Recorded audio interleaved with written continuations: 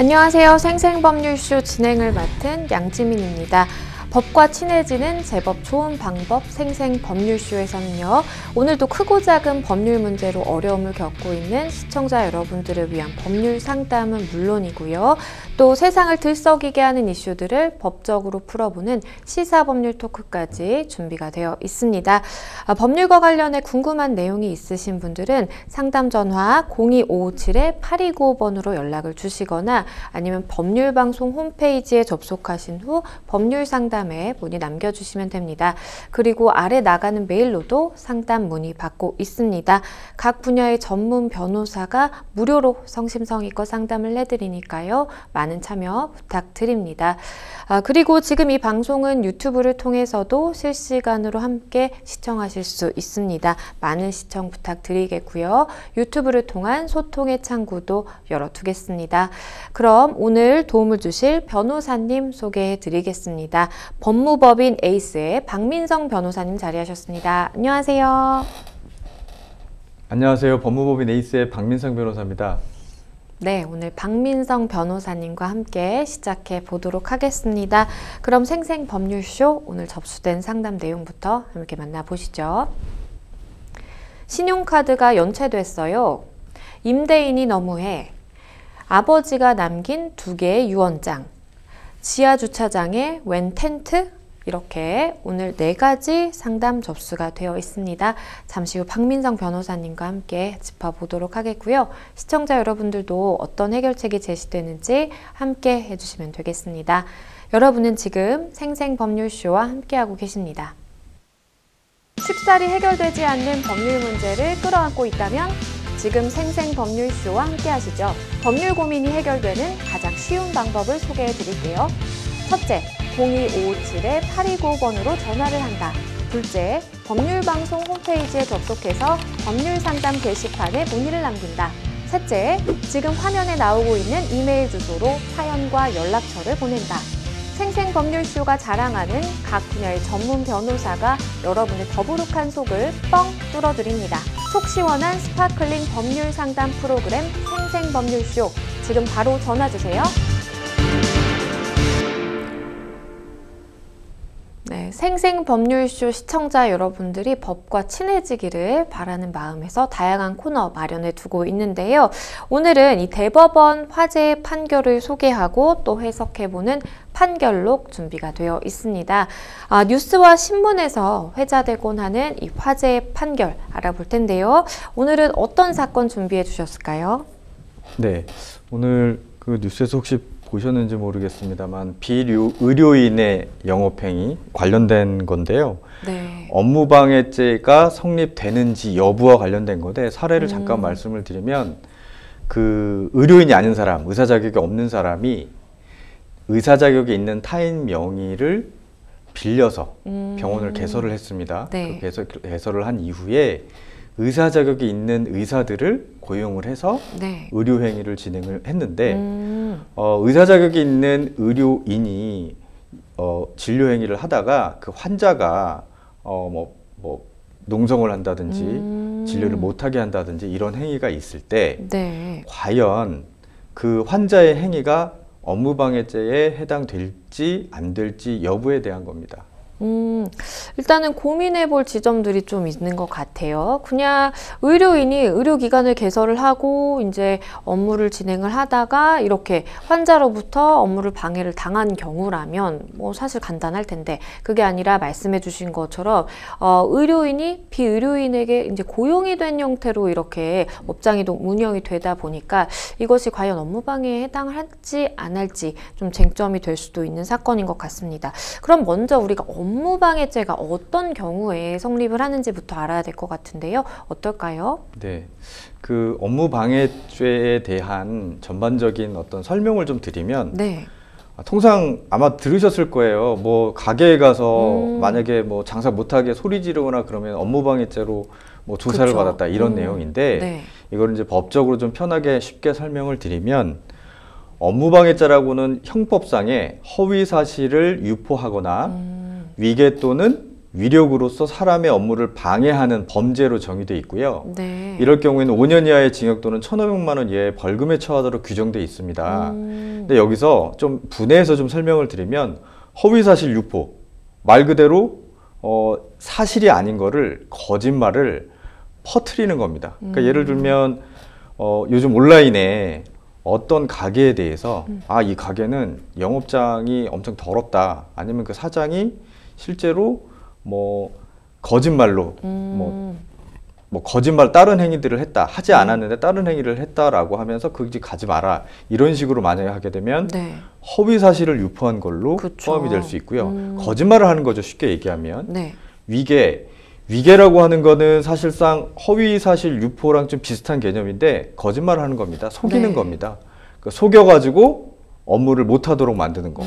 그리고 위력이라는 건 쉽게 얘기하면 말 그대로 어떤 그 유형력을 행사하는 거예요. 네.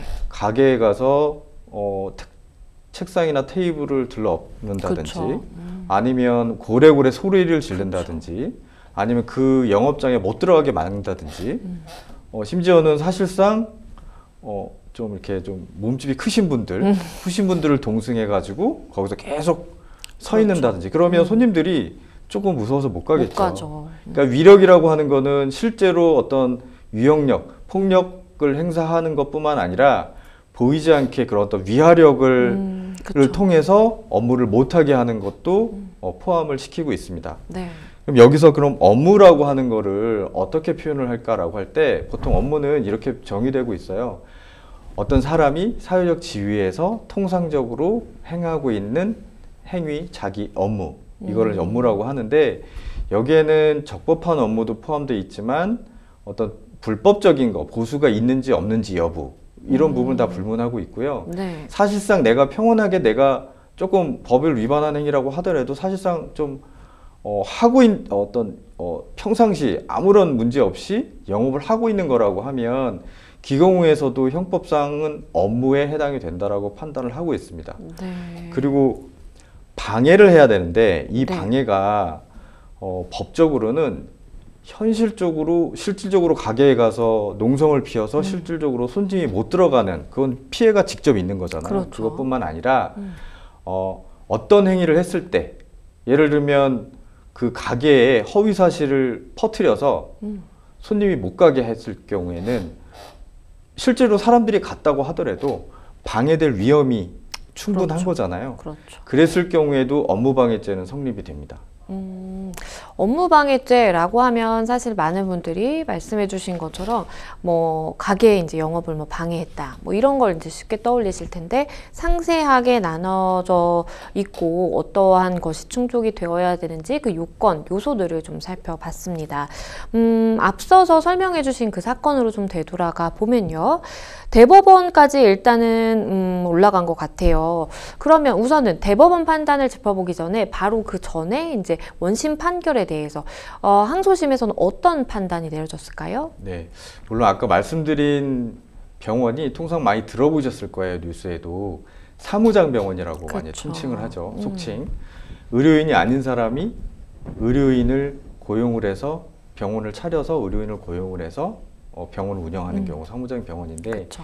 이거는 이제 행정적으로 뭐 의료법 위반이라든지 이런 부분을 떠나서 지금은 이제 업무방해죄에 해당되는지의 여부에 대한 판단인데, 네. 원심, 항소심의 경우에는 무죄로 봤습니다. 물론 대법원과 견해가 좀 확실히 좀 다른데, 네. 원심은 무죄로 봤는데, 그 이유는 뭐냐면 직접적으로 놓고 보면 그 의사 자격이 있는 사람이 치료를 못하는 방해를 받았잖아요. 그렇죠. 그런데 그 의사는 그 병원에 소속돼 있는 거다. 그렇죠. 운영 주체가 그렇죠. 아니죠. 운영 주체가 소속돼 있는 거다. 근데 소속돼 있는데 그 소속돼 있는 그 병원은 속칭 사무장 병원이잖아요. 그렇죠. 사무장 병원인데 사무장 병원은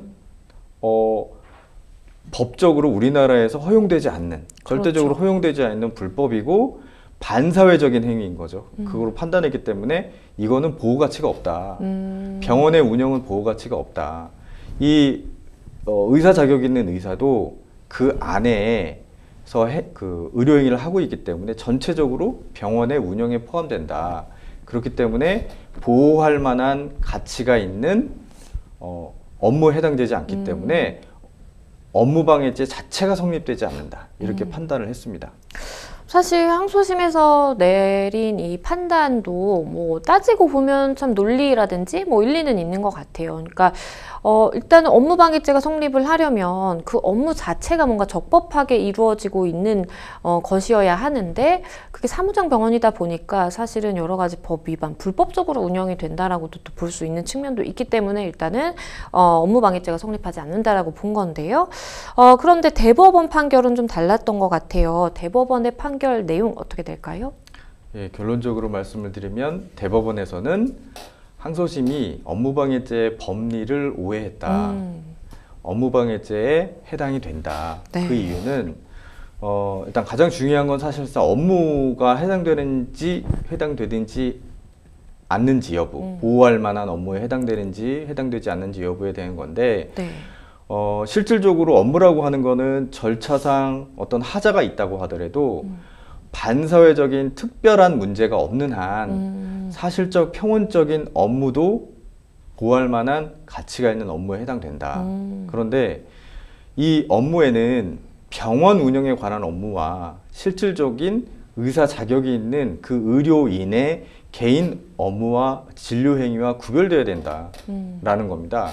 원심은 그 의사 자격이 있는 의사가 하는 치료 행위를 그 병원의 운영의 하나에 포함시켰잖아요. 네. 근데 대법원에서는 그렇게 볼 수 없다. 나눠줘야 된다. 병원의 운영에 포함되는 게 아니라 의사 자격이 있는 의사가 직접 하는 의료 행위를 방해한 거기 때문에 병원 운영과는 별개로 판단해야 된다. 그렇기 때문에 이 의사 자격이 있는 의사가 비록 그 불법인 병원에서 법에 위반되는 병원에서 보호할 만한 가치가 없는 그 병원에서 일을 한다고 하더라도 그 의사 개인의 의료 행위는 병원과 분리돼서 보호할 만한 업무에 해당된다.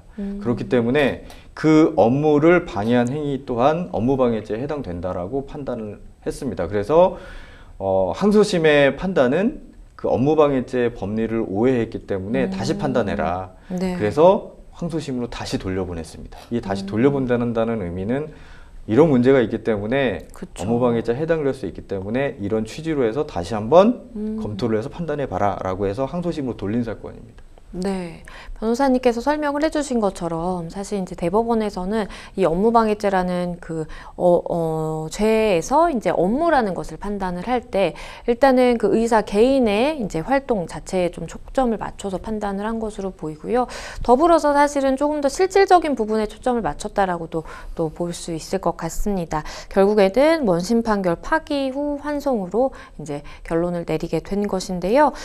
오늘 우리가 다룬 사건 같은 경우에는 법조인들의 입장에서도 사실 뭐 생각해 볼 지점이 여러 가지가 있는 그런 사건으로 좀 판단이 됩니다. 앞으로도 시청자 여러분들께 좀 도움이 되고 유익한 판결 내용을 좀 소개해 드릴 수 있도록 계속해서 노력하겠습니다. 네, 오늘 판결로 여기까지 짚어보도록 하겠고요. 다음 무료 법률 상담으로 넘어가 보겠습니다. 첫 번째 상담 전화 연결이 되어 있는데요. 안녕하세요. 네, 안녕하세요. 네, 어떤 점이 궁금해서 연락 주셨을까요? 어느 날 갑자기 네. 시댁에 가서 돈을 찾으려고 하니까 그 돈이 그 등기 압류를 시켜놨더라고요. 지금 압류가 된 통장에 상황이. 압류를 시켜놔가지고 그냥 찾지도 못하게. 그래서 그걸 알고 그 새마을금고를 가서 물어봤더니 네. 저기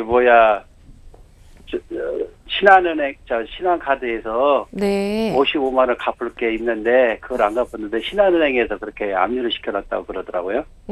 지금 상황이 그러니까 이제 신용카드 55만 원을 갚지 않아서 이게 이제 연체가 되다 보니까 결국에는 지금 통장을 압류해 놓은 그런 상황이다라는 말씀이신 거죠? 예. 네, 일단은 그러면 이 압류를 이제 사실 이제 생활하시면서 좀 불편하다 보니까 이걸 어떻게 풀 수 있는지 그리고 좀 법적으로 어떻게 해결을 해야 되는지 궁금하신 것 같아요. 네, 제 옆에 박민성 변호사님 함께 듣고 계셨는데요. 변호사님과 자세하게 말씀 나눠 보실게요. 예. 네, 안녕하세요. 예, 안녕하세요. 네, 말씀해 주신 걸 좀 들었는데 제가 좀 몇 가지만 여쭤보고 말씀을 드릴게요. 그 신한카드 연체된 거 있잖아요. 예? 신한카드 연체금. 예. 연체 금액이요? 연체 금액. 연체 금액 55만 원. 아니요, 55만 원인데 예. 그 전에 신한카드에서 예. 이 돈 변제하라고 혹시 뭐 예. 법원에서 온 서류 못 받으셨어요? 없어요. 없어요? 예, 그게 없어서 나도 깜짝 놀란 거예요. 그 서류가 와 있으면은 그걸 보고서 여기서 왔구나 그걸 알 수 있는데 그래서 새마을국으로 갔더니 새마을국에서 10월 15일 날 도착했다고 그러더라고요. 근데 그 사람들이 우리에게도 알려줘야 하는데 알려주질 안 해가지고 나는 그것도 모르고 그때 국민연금이 나오는 게 있거든요. 네. 23일 날. 그래서 국민연금 찾아갖고 생활비좀 하려고 했더니 찾지 못하게끔 해놨더라고요. 그 신한카드에는 전화해 보셨어요? 예? 신한카드에는 전화해 보셨어요? 안 해봤어요. 왜냐면은 신한카드에서 그때 옛날에 그 뭐 무슨 트러블가 있냐고 저 같은 경우 다 갚은 거로 알고 있는데 100만 원 정도가 남았다고 하더라고요. 네. 무슨 100만 원 정도 남았냐? 이거 다 갚았는데 근데 내가 증명할 게 없어가지고 지가 천장 더 갚다가 이제 그 말한 거죠. 어떻게 갚은 거를 뭐 통장 계좌이체로 하셨을 거잖아요. 그러니까 예, 카드가 굉장히 많아가지고 예. 이렇게 저기 어떤 통장에다 그걸 나간지를 모르가지고 그래서 한참 실갱하다 그냥 말았어요. 도저히 지가 지는 방법밖에 없죠. 뭐 어떻게 할 방법이 없더라고요. 그 지금 이제 압류가 됐다라는 표현을 하셨는데 예, 압류가 되려면 예, 그 신한카드가 상담자님께 소송을 걸어서 예, 지급 명령 신청이든 아니면 정식 소송이든 소송을 걸어서 판결이 확정된 다음에 할 수 있는 거예요. 예, 그러면은 어쨌든 상담자님한테 예, 뭐 법원에서 서류가 오든 법원에서 예. 못 받았든 뭐 그런 게 있어야 되잖아요. 예, 그런데 만약에 예, 신한카드에서 그런 법원에서 그런 서류를 내가 전혀 못 받은 상태에서 내가 압류가 됐다라고 하는 건 아마도 혹시 가압류를 먼저 한 게 아닐까 이렇게 추측이 되거든요. 그래서 어제 지가 또 한번 그 뭐 CD기를 한번 저 카드로 그도 해왔더니 뭐라고 쓰냐면은 사고 신고 계좌라고 쓰더라고요. 그렇죠. 보통 이제 압류가 되거나 가압류가 될 경우에는 네. 은행에서 사고 신고 계좌로 이렇게 다 띄워놔요. 문제가 있으니까. 그거는 그 해당 통장에서 아마 압류라고 표현을 하셨는지는 아니 압류라고 쓰긴 안 했어요. 그렇죠. 그러면 아마 근데 CD기만 지가 CD기를 찍어보니까 그렇게 나오더라고요. 그럼 알아보지는 않으셨어요? 어디요? 금고 저기 새마을금고에 저도 알아봤더니 압류라 그래요? 그 사람이 그걸 적어주더라고요. 그 계좌 그걸 적어주는데 네. 그럼 거기 사망에서만 그거 아는 거지. 우리 같은 경우는 뭐 통지서가 날라온 것도 없고 그래가지고 네. 그래서 나는 그게 이해가 안 가더라고요.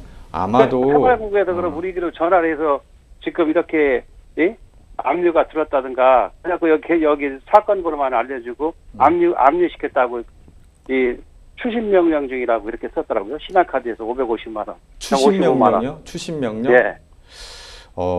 추심 명령이라고 그 아가씨가 이걸 적어서 내가 적어달라 했죠. 그러면요, 상담자님. 예. 추심 명령이라고 하는 거는 이미 전에 신한카드가 상담장님 상대로 소송을 해서 판결을 확정받은 거예요. 그런 다음에 할 수 있는 게 추심 명령이에요. 그리고 아마 지금 압류됐다라고 하는 건 압류 및 추심 명령이거든요.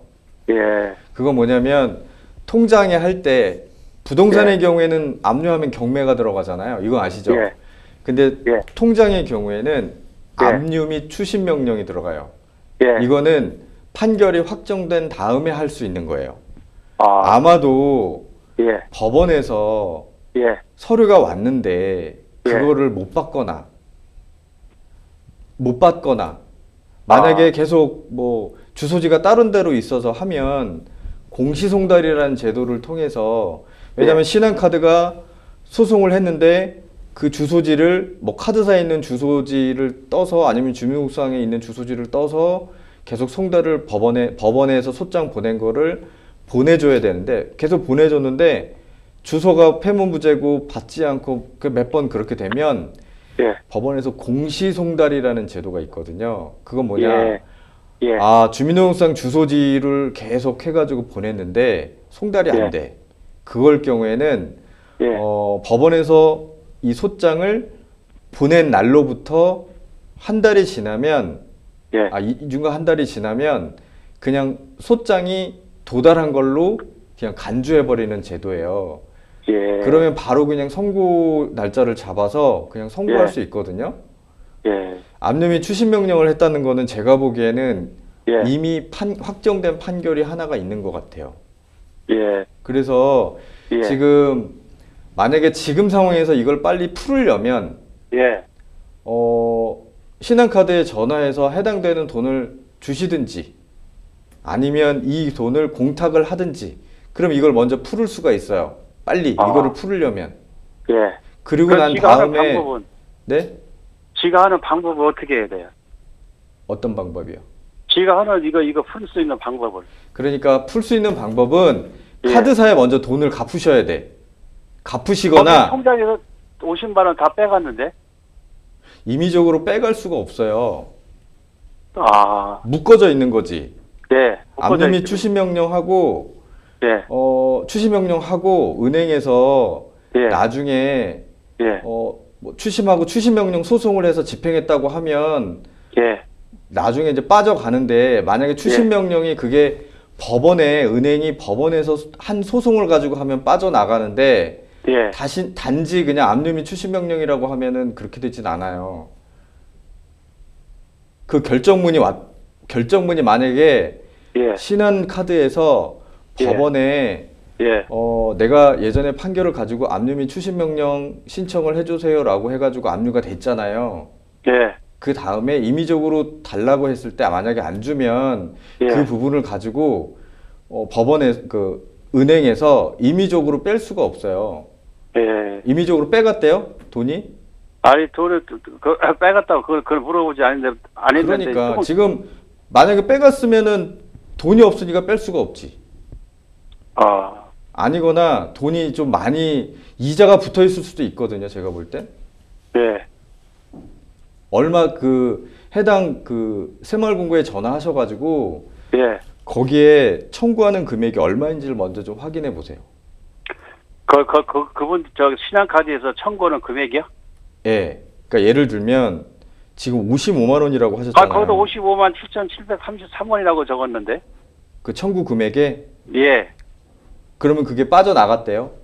통장 빠져나간지는 모르겠어요. 왜냐면 27일 날 장여금이 24만 5천 원 들어와 있는 거 세무서 가니까 알아보니까 거기 들어와 있었고, 근데 그 통장이라 찾을 수가 없잖아요. 그래서 가봤더니 돈은 들어와 있더라고. 근데 어제 가서 또 한번 열람을 해봤더니 그렇게 뜨는, 아까 말씀드린 대로 사고 신고 계좌라고 그냥 그 글씨만 뜨더라고요.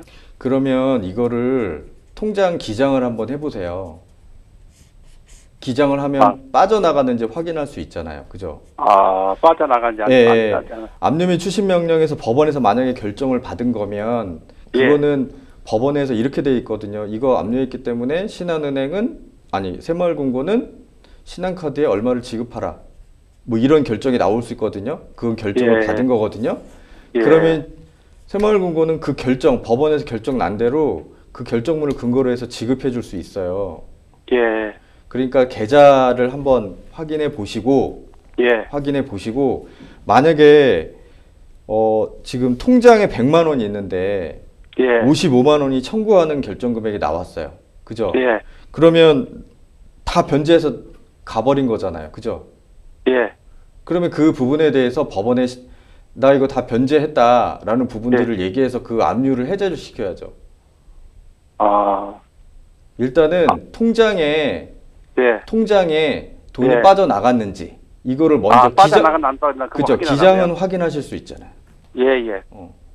그걸 확인하라고요. 일단? 그걸 먼저 한번 확인해 보세요.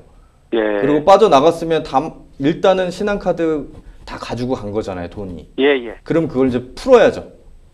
압류된 걸. 왜 그 푸는 걸 어떻게 해야 하는가? 그럼. 그거를 만약에 다 변제가 됐으면 압류 및 예. 출시 명령 부분에 대해서 다 변제가 됐으면 예. 일단 그 제가 볼 때는 은행에 그 예. 새마을 금고에 예. 이거 다 풀었으니까 55만 다 변제됐으니까 그 압류의 효력은 없어져요, 실질적으로. 예. 그래서 은행에 좀 얘기하시면 될 것 같아.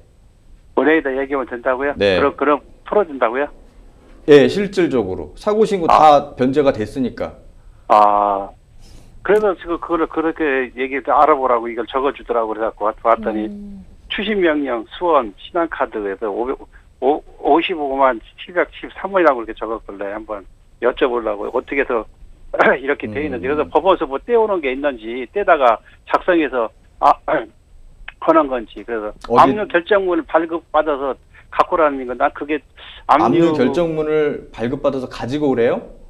아니 그건 저기서 법률공단에서 제가 전화를 드렸거든요. 그랬더니 네. 그 법원에 가면은 이 압류 결정문이라는 게 그 발급서를 받아갖고 7월 11일 날 1시에 예약을 해놨거든요.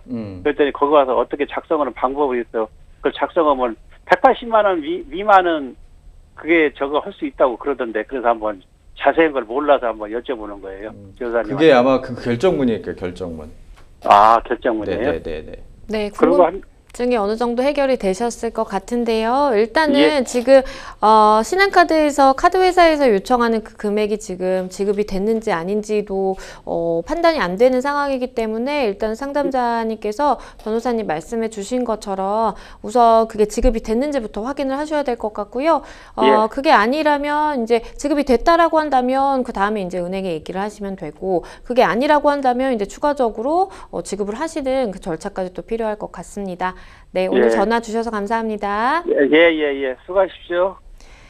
네, 일단은 우리 상담자님 같은 경우에는 이제 통장이 뭐 압류가 됐다라고 하고 실질적으로 돈을 이제 찾을 수가 없다 보니까 이거 어떻게 해결을 할 수 있을까 해서 이제 연락을 주셨습니다. 변호사님께서 마지막으로 조언 주시다면 어떤 게 있을까요? 네. 아마도 지금 신한카드에서 소송을 예전에 한 것 같은데 그거를 모르신 것 같아요. 그러게요. 그러다 보니까 그 확정 판결을 가지고 통장에 압류 및 추심명령 신청을 해가지고 받아서 그거를 집행한 것 같거든요. 그러면 실질적으로 이 통장에 돈이 빠져나갔는지 여부를 좀 확인해서 그 압류된 통장을 이제 푸는 절차를 좀 하셔야 될 것 같고요. 여기서 좀 주의하셔야 될 점이 뭐냐면 나도 모르게 소송이 확정되는 경우가 있어요. 그거는 정말 조심하셔야 됩니다. 네.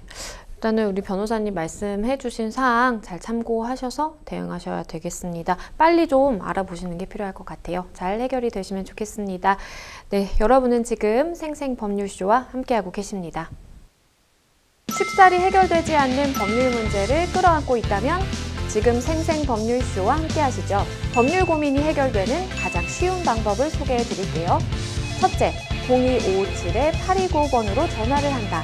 둘째, 법률방송 홈페이지에 접속해서 법률상담 게시판에 문의를 남긴다. 셋째, 지금 화면에 나오고 있는 이메일 주소로 사연과 연락처를 보낸다. 생생법률쇼가 자랑하는 각 분야의 전문 변호사가 여러분의 더부룩한 속을 뻥 뚫어드립니다. 속 시원한 스파클링 법률 상담 프로그램 생생법률쇼, 지금 바로 전화주세요.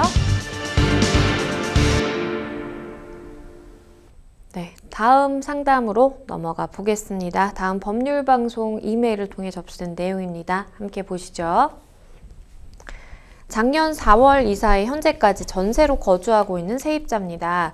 계약 당시 주차장을 사용하지 않는 조건으로 계약을 진행했는데요.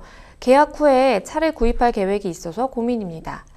특약사항으로 주차장을 사용하지 않겠다는 약정을 따로 하지는 않았습니다. 이 부분을 미리 구두로 약정을 했다면 임대인의 요구대로 주차장을 계속 사용할 수 없는 건지 궁금합니다. 그리고 임대인이 같은 건물 6층에 거주하고 있는데요. 친구가 자주 놀러 오는 것을 CCTV로 확인했다면서 최소한 관리비라도 올려줘야 하는 거 아니냐고 얘기를 하는 겁니다. 관리비에 공과금도 별도라 관리비 명목으로 매달 내는 8만 원도 많다고 생각하던 중 이런 어처구니 없는 말을 들으니 정말 화가 납니다. 계약 갱신 시 임대인이 이러한 이유로 관리비를 올리게 된다면 저는 이대로 임대인의 요구를 받아들일 수밖에 없는 건가요? 우선은 계약 당시에 주차장을 이용하지 않는 이 부분에 대한 합의가 구두로는 있었던 것 같아요. 이런 합의 내용이 법적으로 본다면 유효하다고 봐야 될까요? 네, 결론적으로 얘기하면 양 당사자가 뭐 자유로운 의사에 따라서 합의를 했기 때문에 그 합의는 유효하고요. 다만 그 주차장을 사용하지 않는 대신 어떤 전세보증이나 월세금을 조정했다라고 하면 더더욱 그 부분의 합의는 유효할 것으로 보입니다. 그런데 또 한 가지 또 문제도 사실 있어요. 이제 만약에 특약사항으로도 이제 뭐 계약서에 기입을 했다면 우리 상담자분 같은 경우에는 그냥 뭐 다른 방법을 찾든지 아니면 다시 뭐 이 부분에 대해서 정식으로 얘기를 해봐야 되겠다라고 생각을 하실 것 같은데 특약사항에는 이제 없다 보니까 그냥 써도 되지 않을까라는 생각도 또 하시는 것 같기도 하고요. 그러면 이제 특약사항에 포함되지 않은 이러한 상황이라면 어떻게 해결하는 게 좀 합리적일까요? 그렇죠. 특약사항에 포함되지 않으면 이제 사연대로라고 하면 구두상으로 그쵸. 말로 합의가 돼 있는데 사실 이제 말로 합의인 경우에도 합의는 합의거든요. 그쵸. 다만 이게 분쟁이 발생했을 경우에는 상대방이 임대인이 주차장을 사용하지 않는 걸로 약정을 했다. 구두상을 입증을 해야 돼요. 상대방이. 그쵸. 만약에 상대방이 입증하지 못하면 지금 쓰시는 분이 이기시는 거죠. 그렇죠. 그러니까 조금 상황이 애매하다 보니까 이걸 좀 어떻게 하는 게 나한테 좀 유리할까라는 생각을 우리 상담자분께서 또 하시는 것 같고요. 그리고 또 한 가지는 이제 친구가 자주 방문한다면서 CCTV를 통해서 이제 좀 확인을 했나 봐요. 그러니까 좀 관리비를 좀 올려야 되지 않을까라는 이야기가 나온 것 같아요. 이 부분은 임대인이 뭐 정당하게 요구를 하고 있다라고 봐야 될까요? 친구가 자주 방문한다고 관리비를 올려달라고 하는 건 좀 처음 본 것 같은데 사실 이 관리비라고 하는 것이 그 월세, 임대료랑 좀 달리 거기에 뭐 전기료라든지 그쵸. 공공연하게 사용되어지는 그 비용을 관리비라고 하는데 뭐 친구가 자주 온다고 해서 관리비를 뭐 올려달라고 하는 거는 일방적으로는 좀 부당한 것 같고요. 예를 들면 관리비를 어떤 경우에는 정액으로 하는 경우도 있고 어떤 경우는 실질적으로 다 나오는데 n분의 1에서 하는 경우도 그렇죠. 있고 뭐 전기세의 경우에는 핸던 키로수 해가지고 다 각각 하는 경우 이게 천차만별이잖아요.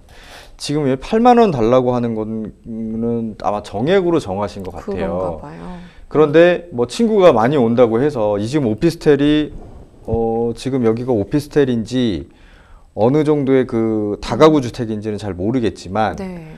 만약에 친구가 뭐 자주 온다고 해서 관리비를 더 내라라고 하는 거는 그 일방적인 그 자체로는 좀 부당한 것 같습니다. 그리고 실질적으로 50세대 이상의 아파트의 경우에는 관리비의 경우에 투명하게 그 관리되기 위해서 그렇죠. 전세계약서에 월세계약서라는 전세계약서에 좀 투명하게 사용처 하게 돼 있고 그 관리사무소에서도 관리비 내역서라든지 이런 부분들을 투명하게 다 공개하게 돼 있고 실질적으로 요즘에는 문제가 돼서 소규모 주택의 경우에도 이 관리비를 투명하게 공개를 하고 계약서에 있는 경우에 좀 명시해야 된다라는 그렇죠. 내용들 한 6월 정도부터 뭐 시행되고 있다라고 알고 있습니다. 그렇기 때문에 단지 친구가 자주 방문한다는 이유만으로 관리비를 올려달라라고 하는 거는 그 자체로는 좀 부당합니다. 네. 그런데 이제 임대인이 얘기를 할 때, 내가 뭐 CCTV를 확인을 했는데 친구가 자주 오더라, 뭐 이런 뉘앙스로 말씀을 하신 것 같아요. 네. 그러다 보니까 우리 상담자분 입장에서는 아니, 내 일거수일투족을 CCTV를 통해 좀 감시를 하나? 좀 감시받는 느낌을 든다라고 생각을 하시는 것 같은데 이 부분은 좀 어떻게 해야 될까요? 그러니까 이 CCTV가 어디에 설치되어 있는지는 모르겠네요. 그러게요. 만약에 정말 집주인이 CCTV를 개인 사생활 공간, 집 안에까지 설치하지는 않았겠죠. 설마 그렇진 않겠죠. 만약에 집 안에 설치했다면 그건 정말 문제인 그렇죠. 거고요. 공용 뭐 현관 들어가는 뭐 밑에 있는 문 앞에 설치했거나 아니면 복도에 설치했거나 이런 부분이라고 하면 어떤 뭐 다가구 주택의 관리나 이런 목적으로 이렇게 하는데 단지 뭐 관리를 하기 위해서는 그건 볼 수는 있잖아요.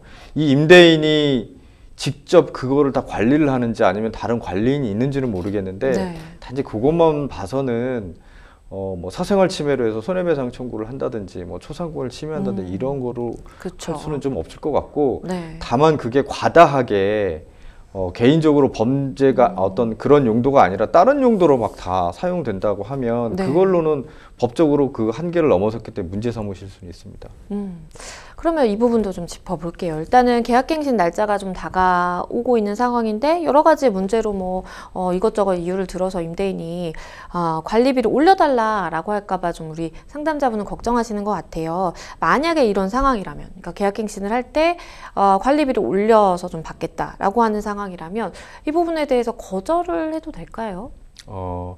지금 주택임대차보호법상 계약갱신을 할 수가 있거든요. 계약갱신은 한 번 할 수가 있어요. 보통 내가 2년 계약하면 그 다음에 계약갱신을 요구를 할 수 있는데 만료일 전 3개월부터 그 6개월 사이에 할 수 있습니다. 그런데 임대인의 경우에는 임차인이 계약갱신을 요구하는 경우에는 주택임대차보호법상 여러 가지 한 10개 항목이 정해져 있어요. 그 항목에 해당되지 않으면 갱신을 거절할 수가 없어요. 그쵸. 그거는 임대인이 계약 갱신을 거절할 수 있는 정당한 사유를 썼거든요. 거기에는 뭐냐면 뭐 임차인이 3회 이상 뭐 연체를 한다든지 뭐 임대물 목적 범위 밖에서 사용해서 뭐 훼손한다든지 이런 거거든요. 그러니까 그런 부분이 없으면 갱신을 거절할 수 없어요. 그래서 단지 친구가 자주 온다는 상황으로 관리비를 올려달라고 했는데 그걸 거부했다는 사유만으로 갱신 거절을 하실 수는 없습니다. 네. 우리 상담자분이 일단은 뭐 많이 걱정을 하고 계신 것 같기는 한데, 변호사님 말씀해 주신 것처럼 그 부분에 대해서는 특히 뭐 우려하실 것은 없을 것 같고요. 그리고 일단은 특약사항으로 지금 넣지는 않았다라고 말씀을 해 주셨기 때문에 이 부분에 대해서 조금 애매한 부분이 있어서 한번 어떻게 행동을 하실지는 좀 고민을 해 보시는 게 좋을 것 같습니다. 네, 저희는 다음 상담으로 또 넘어가 보겠습니다. 다음 법률방송 이메일을 통해 접수된 내용입니다. 함께 보시죠. 저는 2명의 오빠가 있습니다. 부모님은 오빠들에게는 유학 비용도 지원해 주셨고 또 결혼 당시에 집도 마련해 주셨습니다. 하지만 제가 10년 전 결혼할 때는 아무 도움이 없었죠. 그게 마음에 걸리셨는지 아버지께서 서울에 있는 상가를 주겠다면서 어머니가 계신 자리에서 직접 자필로 유언장을 작성해 주셨습니다. 저는 고마운 마음에 더 자주 찾아뵙고 돌봐드렸습니다. 그러던 중 아버지께서 쓰러지셨고 이후에 기억을 잘 못하시더니 3년 전 초기 치매 진단을 받으셨습니다. 이후에 요양원에서 생활하시다 최근에 돌아가셨습니다. 그런데 아버지 유언을 두고 문제가 생겼습니다. 큰 오빠는 4년 전 아버지가 오빠에게 상가를 주는 걸로 공증유언을 했다며 제게 써주신 유언장에는 도장도 없고 날짜도 정확하지 않다면서 유언이 무효라는 겁니다. 아버지가 치매 진단을 받으신 것이 3년 전이기는 하지만 그 이전부터 증상이 있으셨는데 큰오빠에게 해준 공증유언은 효력이 있는 건가요? 이 아버지가 제게 자필 유언장을 작성해 주신 걸 어머니도 보셨고 유언장에 2011년 5월 봄이라고 적혀 있고 아버지가 직접 지장을 찍으셨는데 제가 받은 유언의 효력이 없는 건지 궁금합니다. 일단은 그 상가는 하나고 그런데 이걸 주겠다라고 하는 사람이 지금 우리 상담자분과 그리고 이제 오빠 그리고 유언장도 이제 두 개가 나온 그런 상황이에요. 이 유언장의 효력에 대해서 좀 살펴봐야 될 것 같은데요. 우리가 유언의 종류는 어떤 것들을 좀 생각을 해볼 수 있을까요? 네, 법에서는 5가지로 정의되어 있어요. 유언은 네. 법에서 정해진 방식과 형식을 엄격하게 지켜야 효력이 생기고 그거를 하나라도 위반을 하면 무효입니다. 그렇죠. 법에서는 5가지를 정하고 있는데요. 5가지는 자필유언, 녹음, 공정증서, 비밀증서, 구수증서. 이제 법률적인 용어이기 때문에 좀 어렵기 때문에 좀 설명을 드리면 자필유언은 제가 유언하는 사람이 쓰는 겁니다. A4 용지에다가 내가 어떤 상가를 누구를 주겠다. 몇 년 몇 월 며칠 유언자 누구 그 다음에 도장을 딱 찍는 거예요. 네. 내필적으로 쓰는 겁니다. 그쵸. 근데 여기서 이 내용들이 유언의 내용, 연월일, 유언자 이름, 그 다음에 서명 날인 모든 무조건 다 있으셔야 돼요. 그쵸. 연월일에서 날이 빠지면 이것도 무효고요. 그 다음에 도장을 찍어야 되는데 여기는 엄지에 지장을 찍으셔도 상관은 없어요. 다만 이런 부분의 형식은 모두 지키셔야 됩니다. 그 녹음에서 하는 거는 사실상 이제 말 그대로 녹음하는 거예요. 유언자가 내가 어떤 유언을 이제 유언의 내용을 쓰고 성명 연월일 그다음에 증인이 있어서 참여한 증인이 옆에 있어서 실질적으로 내 증인이 내가 난 누군데 유언하는 사람이 이 유언을 정확하게 지금 이렇게 해서 유언했습니다 라고 하고 이걸 녹음을 하는 겁니다. 녹취입니다. 그리고 공정증서는 공증을 하는 겁니다. 공증 앞에. 네. 근데 여기에는 증인이 2명이 필요해요. 유언 2명이 필요한데 유언하는 사람이 공증인이 있고 유언 증인한 2사람 있는 상황에서 공증인한테 내 이름은 뭐고 A라는 상가를 자녀 중 누구한테 주겠다 이렇게 명백하게 하면 증인이 그 부분에 대해서 맞다 라고 확인을 하고 공증인도 그거를 말로 서명하고 쓴 다음에 증인 있는 사람 다 확인하고 거기다가 증인, 유언자 다 서명 날인, 기명 다 하는 겁니다. 근데 문제는 여기서는 이거는 공증을 하는 거예요. 그렇죠. 공증을 명확히 해야 됩니다. 그리고 이 비밀증서 보통 이렇게 뭐 드라마 같은 데 보면은 갑자기 유언장에 봉투에 하나 나오죠. 그렇죠. 이게 이제 비밀증서의 유언인데 이거는 문서에 밀봉을 하는 겁니다. 유언하는 사람이 나 이렇게 유언했어 이렇게 자필을 이렇게 써가지고 증인 2사람한테 면전에 보여주고 그 다음에 이거 내가 유언한 거 맞아. 그리고 봉투 넣은 다음에 봉투에다가 거기 몇 년 몇 월 며칠 내 이름 증인 이름 다 쓰고 사인합니다. 그래서 이 부분을 해야 되는데 비밀증서의 경우에는 반드시 5일 이내에 공증인이나 법원에 확정일자를 받아 놓으셔야 돼요. 그렇지 않으면 무효입니다. 또 하나는 구수증서에 의한 경우가 있는데 이거는 말을 하는 거예요. 유언하는 사람이 질병에 걸려서 질병에 걸리거나 급박한 경우에는 내가 말을 하는데 이 말을 한 사람이 그거를 듣고 적어가지고 증인이 확인해서 사인하는 겁니다. 네. 이 5가지가 명백하게 종류가 있고 법에서 정해진 방법대로 하셔야 됩니다. 네, 우리 변호사님께서 설명을 해주실 때 뭔가 좀 힌트를 얻으셨을 것 같기는 한데 그러면 그 기준에 따라서 봤을 때 우리 상담자분께서 받은 이 유언장 어떻게 볼 수 있을까요? 예, 지금은 지장은 찍으셨는데 2011년 5월 봄이라고 쓰셨어요. 그쵸, 날짜가 없어요. 맞아요. 이 경우에는 자필증서에 의한 유언으로서의 효력이 없습니다. 너무 안타까운데요. 그리고 이제 앞서서 변호사님께서는 이제 그 큰오빠가 받았다라는 그 유언의 종류, 공정증서에 의한 유언에 대해서도 이제 요건을 설명을 해주셨어요. 그러면 일단은 우리가 좀 살펴봐야 되는 것이 지금 4년 전에 유언장을 작성을 하셨고 치매 진단은 한 3년 전에 이제 초기 치매 증상 진단을 받으셨다라고 하셨는데 그러면 그 부분을 가지고 좀 큰오빠가 받을 이 유언장의 효력을 다퉈볼 수 있을까요? 지금 처음에 이분께서 유언을 받았어요. 자필증서로. 네. 이거는 무효라서 효력이 없어요. 그쵸. 그러면은 이 오빠의 공정증서에 의한 유언이 적법한지 여부는 실제로 그 형식을 다 갖췄는지 여부에 따라 다르겠죠. 그렇겠죠. 그리고 설령 10년 전에 자필에 의한 증서가 유효하다고 하더라도 유언하신 분이 생전에 중복되는 유언을 순차적으로 했다면 맨 마지막에 유효하다고 판단이 됩니다. 맨 마지막에 의사로 유언이 판단이 돼요. 그래서 지금 공정증서에 의한 유언은 지금 이 오빠분이 한 유언이 공증사무실에 가서 제가 공증을 하는 걸로 보여지는데 네. 만약에 그렇다고 하면 아마 공증사무실에서는 유언 공증을 명백하게 그렇겠죠. 절차를 지키거든요. 지키기 때문에 그건 유효하다고 볼 수 있을 것 같아요.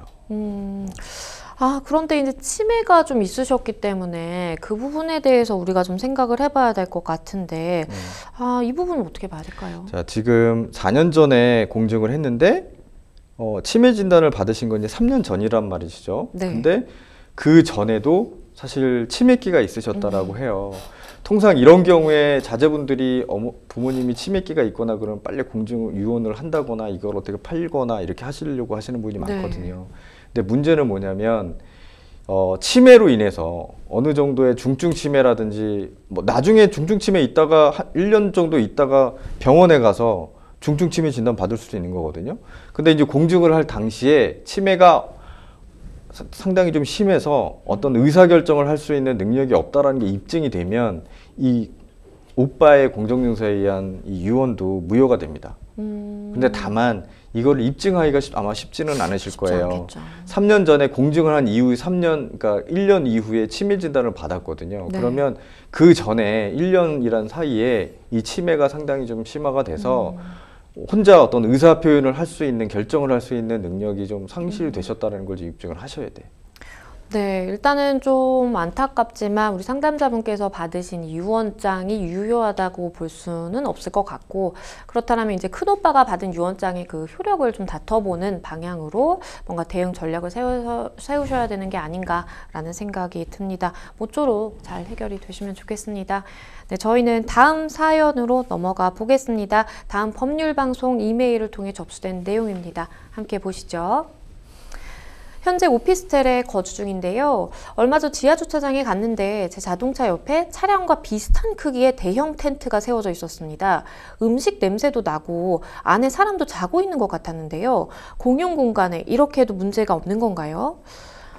제가 만약에 상담자분이었으면 좀 무서웠을 것 같다라는 생각도 드는데요. 오피스 지하주차장에 이렇게 대형 텐트를 설치했다라는 거 법적으로 좀 문제를 삼을 수 있을까요? 오피스텔의 지하주차는 공용 부분이잖아요. 그래서 이 공용 부분에 그 오피스텔 주민의 한 분이 그냥 한 칸에 텐트를 치고 있다라고 하면 이걸 어떻게 형사적인 측면에서는 형사 고소할 수 있는 상황은 좀 없는 것 같아요. 네. 다만 이 공용 부분을 임의적으로 혼자가 점유를 해서 만약에 사적인 용도로 사용한다고 하면 그거는 문제거든요. 그래서 관리단이 만약에 그거에 대한 사용료를 달라, 그쵸. 치워라 라고 하면 법적으로는 치울 수밖에 없는 상황입니다. 예전에 한 아파트 이제 단지 내에 뭐 대형 그 수영장을 설치했던 사건이 좀 기억이 나기도 하는데요. 만약에 그런데 텐트를 설치한 사람이 외부인이라면 좀 이야기가 달라질까요? 만약에 외부인이 오피스텔 주민이 사는 그 세입자분이나 주인분이 아니라 전혀 다른 사람이 들어와서 텐트를 짓다라고 하면 이거를 뭐 건조물 침입죄로 볼 수 있을까는 검토해 볼 수 있어요. 건조물 침입죄라고 하는 거는 사실 관리하는 건조물에 들어가서 동의 없이 침입하는 거거든요. 물론 이거는 뭐 관리하는 범위 내에 포함이 되어야 돼요. 그래서 경비원을 두거나 어떤 관리인을 둬서 출입을 함부로 할 수 없는 장소인 경우에 그런 경우에 가서 텐트를 친다고 하면 당연히 건조물 침입죄에 해당이 될 수 있습니다. 다만 그 주차장이 아까 제가 말씀드린 어느 정도의 관리할 수 있는 아무나 들어올 수 없는 그렇죠. 그런 범주 내에 포함이 돼 있는지 여부에 따라서 좀 달라질 것 같고요. 민사적인 책임은 당연히 다른 자기가 권한 없는데 점유해서 그렇죠. 사용하고 있기 때문에 그 점용료 상당의 손해배상 청구 소송을 하면 임대료 상당을 받으실 수 있고 나가라라고 하면 당연히 나와야 됩니다. 그렇죠. 그리고 이런 우려도 좀 드는데 텐트로 인해서 혹시나 뭐 사고가 발생한다면 이 부분은 어떻게 해야 될까요? 주차장은 아무래도 차들이 많이 들락날락 거리는 공간이잖아요. 그래서 혹여라도 만약에 그 텐트를 못 보고 칠 수 있을까라는 가정을 해보는데 만약에 텐트에서 치고 있는데 차가 와가지고 그냥 쳐서 만약에 다쳤다라고 하면 그거는 일방적인 자동차의 책임으로 치부할 수는 없고 그러게요. 거기는 자동차가 지나다니는 용도의 텐트를 치고 자고 있거나 있던 사람들의 책임이 더 과다하게 잡힐 것 같습니다. 마지막으로 우리 상담자분께 그럼 조언해 주신다면 어떤 게 있을까요? 네, 지금 말씀하시는 것처럼 주차장에 텐트를 치거나 아니면 공용을 해야 되는 공간에 큰 풀장을 해서 하는 경우도 많이 보고 있어요. 그리고 요즘에 층간소음 문제도 많고 그 다음에 간접흡연, 담배 이런 부분이 있는데 공동주택관리법상 층간소음과 간접흡연의 경우에 대해서는 엄격한 벌칙 규정은 없지만 관리단이 어떤 공고를 할 수 있는 규정들은 있어요. 다만 이 부분들이 명확하게 법적으로 처벌을 할 수 있는 갈 수 없는 사적 자치 영역이 많기 때문에 좀 입주민들 사이에 어떤 기본적인 거를 지키셔야 될 것 같습니다. 네, 변호사님께서 말씀해 주신 사항 참고하시면 좋겠습니다. 네, 생생법률쇼 마칠 시간이 다 됐는데요. 오늘 함께 해주신 박민성 변호사님 감사합니다. 네, 오늘 저희가 준비한 순서 여기까지입니다. 시청해 주신 여러분 고맙습니다.